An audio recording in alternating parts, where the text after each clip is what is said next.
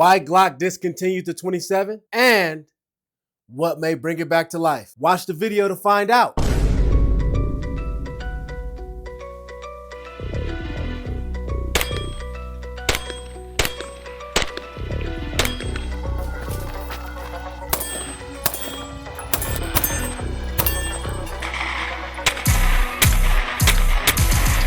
This video is for educational and informational purposes only.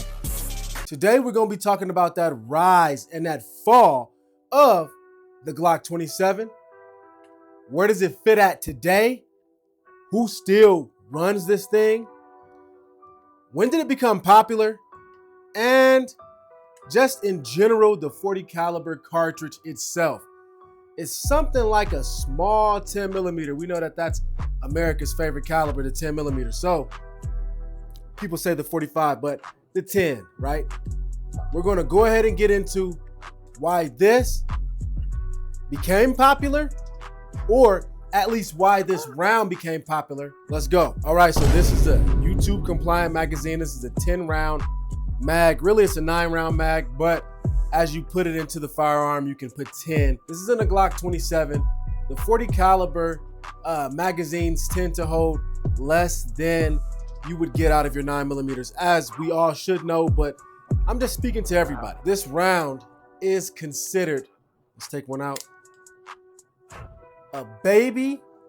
This is a baby 10 millimeter, or somewhere in between the 10 millimeter and that 45. This round became popular due to the 1986 crisis in Miami with the FBI and 2 bank robbers. There were 8 FBI agents against 2 armed bank robbers, and the FBI agents were armed with 9 millimeters, 38 specials. I think some of them had some 44s, but these guys came decked out with 357 Magnums, full body armor, and 223. I think it was a Mini 14. I think one of them had a shotgun. Subsequently, 2 of the agents were unalived in that situation.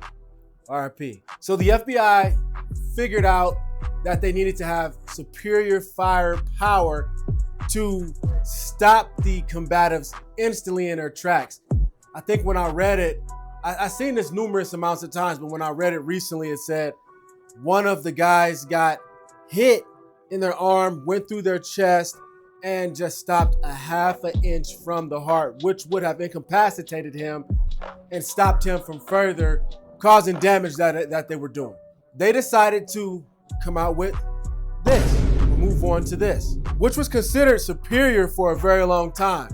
This was the beginning of the rise of the 40 caliber Smith & Wesson, in my opinion, and just the fact that law enforcement agencies, at least when I was coming up, when I was a youngster, you would see a lot of police officers with the 40 cal Smith & Wessons on their hip, and I think that those 2 aspects caused a lot of rise in the consumer market as well. I feel like a lot of people in the 2A world only want to run something that law enforcement has or the military has tested and tried. In my opinion, those are the major 2 factors of why the 40 caliber Smith & Wesson came into power as it was for a while. It was short-lived, but it definitely had its time. Now, let's move on specifically to the Glock 27, its use cases, its popularity, and then its decline. A little bit prettier than most, I should say. Let me know down in the comments if you feel like this is not prettier than most. Let me get out the way. Got that John Wick on the back. We got our Viridian RFX 35 on top, an SRO Mimic. But this thing is beautiful, and you're going to rarely find them in this factory configuration, guys. So I feel like personally the Glock 27's allure, or its claim to fame, is that it does have that concealability. And you have the ability to put in the factory 9 round mag, which is right here, right now. You can get it flush or with that pinky extension just to give you a little more control over this platform, right? And the ability to have basically any other mag that would fit in the Glock 40 department or its brothers and sisters. So this is that ETS, and it is just the 13 round mag, still compliant. Now, when you look at these rounds, they definitely look fierce, man, and it's hammers, basically. These things definitely look like they're going to stop whatever comes in their path. Take a look at that packaging. We went ahead and put the factory magazine back in there just for aesthetics, but I definitely feel like this particular gun, the Glock 27, became popular after that Glock 26 came out, and people just wanted a little more stopping power. That's the reason why I picked this one up. I've had this for maybe 6 or 7 years, and it is just something that I added to my collection. Really didn't have a superior use case for it because I've already had something that fit this particular footprint, but I'll tell you the advantages of having something this small and this powerful at the same time. So I currently don't run this gun on body. I run it in a 945 Industries bag.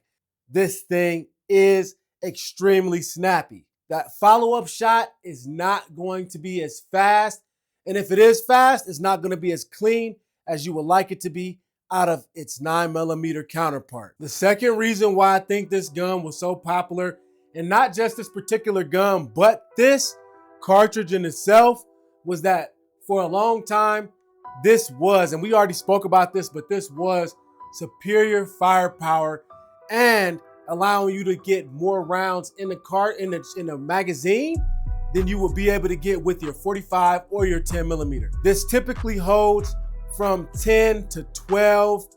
For a long time with their 45s, you were holding 7, things like that. Of course, technology has changed, and that's another reason why this thing is seeing the grave right now. So I gave you a little bit of information, not trying to be too scientific or take up too much of your time, about why the 40 cal Smith & Wesson, particularly the Glock 27, had its day, its heyday, and its popularity, and in my opinion, still has a very strong foothold in the neighborhoods, if you know what I mean, with the young guys, man. The decline of this platform was due to the cartridge, in my opinion. I feel like, especially for Glock, they wanted to streamline what they were offering because they realized that not a lot of people were running to these 40 caliber pistols anymore. Quite frankly, a lot of people still run to the 10mm over these. The main reason why this particular cartridge and this firearm is on a decline, as I've said before, is 2 reasons. One is because the 9mm hollow point has developed so well that they say, and I believe so as well, the ballistics are way better than what you would get out of this 40 caliber rock, brick, or stone, as what it looks like, because it's very big. Also, it's the sentiment of the people. When your military and your police department stop using something, the public tends to stop using it. Like, a lot of people follow what the military does, not realizing that a lot of times they like to be cost efficient. We're all the time. They want to be cost efficient because they have to buy thousands, if not millions of these. Another reason why I feel like this has continuously been on the decline ever since its creation is because a lot of the aftermarket companies focus on that 19, 17, even the 26. You won't see many things you can do to this factory that you could do to the others. I can honestly say I have a good time shooting this thing, but I also can say that I really don't bring this out even for self-defense. This thing truly only comes out if I'm maybe on a hike in the woods and I want to carry something smaller. I want to rock the smaller bag. I don't want anything bouncing around. And I know that even everything that I said to you guys about the round, I feel like this is still a little bit more, it gives me the comfort that maybe if I come across a bear or a mountain lion here in Colorado, that I'm able to put a stop to that thing a lot faster than I would with that 9. Now, getting accurate shots on those things, I would still put my trust in that 9mm just because of its round capacity and just being a lot less snappy. If this is a bigger platform, maybe I would still consider it in the running, but then, in my opinion, its use case wouldn't fit the same bill. Why would I carry that and not just my 2011s or anything like that. In 2025, should you get a Glock 27? I don't know. It's truly up to you. It's truly up to you. I feel like it still has a place for me, but that's because I already have this gun. Do I think that anybody should run out and go search for these things just because they're discontinued?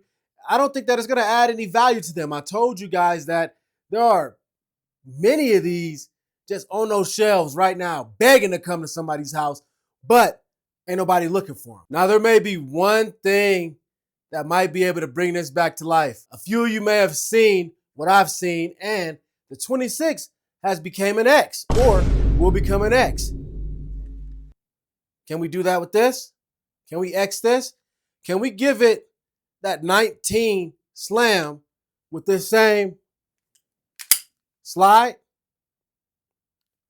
Will that change some of our minds on this 40, or will we not do that because the 26 is available? And as I said, 9mm is so advanced at this moment that there is really no superiority, if I'm saying that word right, with the 40 cal Smith & Wesson. It really isn't doing anything. The rounds aren't hard to get, but they still cost what they do. Let's just say that. So, Warriors, is the peanut butter wick your speed? Do you like this? Is this something that interests you?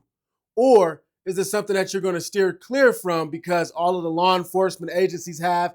Or is it just something that lives like mine's in a bag, in a safe, comes out seldomly, and still has a place in your heart?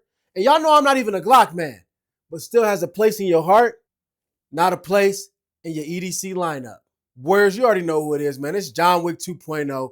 I done gave you my quick rundown on the Glock 27 is discontinuation, my thoughts and feelings on it, small, tiny little facts, and asking you guys some real questions that I've been asked myself with this thing becoming discontinued, and some people thinking it's going to become a national treasure. Some people think it's going to be dead in the water. You know, I'm one of the people I think it's dead in the water. But will I ever get rid of this? I don't know. Would I encourage anybody to get this? I don't think so. Hold the door for the next man. It's John Wick 2.0. I'm out, Warriors.